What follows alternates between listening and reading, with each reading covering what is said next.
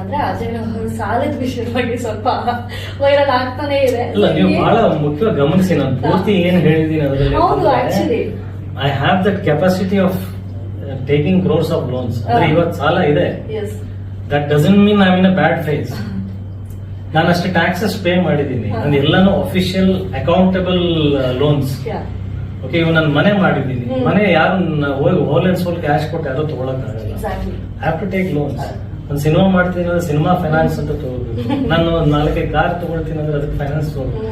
But ನಾನು ಅದನ್ನೇ ಹೇಳಿದ್, ನನಗೆ ಖುಷಿ, I am proud that I can afford so much of lone. ಅಂದ್ರೆ ನಾನು ಅಷ್ಟು ಪ್ರಾಪರ್ಟಿ, ಅಷ್ಟು ಶ್ಯೂರಿಟಿ, ಅಷ್ಟು ಟ್ಯಾಕ್ಸಸ್, ನನ್ನ ಇನ್ಕಮ್ IT ರಿಟರ್ನ್ಸ್ ಮೇಲೆ ತಾನೇ ಅಷ್ಟೊಂದು ಲೋನ್ಸ್ ಕೊಡೋದು ನನಗೆ. ನಾನು ಡಿಸಾಸ್ಟರ್ಸ್ ಲೈಫ್ ಅಲ್ಲಿ ಇಲ್ಲ. ಕೆಲವೊಂದ್ಸಲ ಪೂರ್ತಿ ನೋಡಿದ್ರೆ ಒಂದು ತಪ್ಪಾಗಿ ಕಡಿಮೆ ಆಗೋದಿದೆಯಲ್ಲ, ನಾನು ಹೇಳಿದ ಏನು ಇಲ್ಲದೆ ಬಂದು today I can afford so much of thing.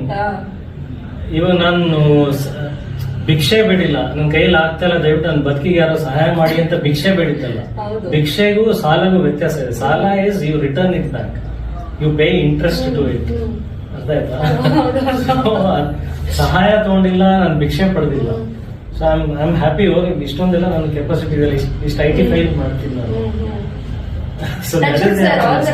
I think ಅದೇ ತಪ್ಪಾಗಿ ಕಡಿಮೆ ಆದಾಗ ಏನಾಗುತ್ತೆ, ಕೆಲವೊಂದ್ಸಲ ಕ್ಲಾರಿಫಿಕೇಶನ್ ಇಂಪಾರ್ಟೆಂಟ್ ಆಗ್ಬೋದು, ಅದಕ್ಕೆ ಪ್ರಶ್ನೆ ಅಷ್ಟೇ. ಬಟ್ ಇನ್ವೆಸ್ಟ್ ಟಚ್ ಎಲ್ಲ ರೀತಿ ಒಳ್ಳೇದಾಗ್ಲಿ ಸರ್. I think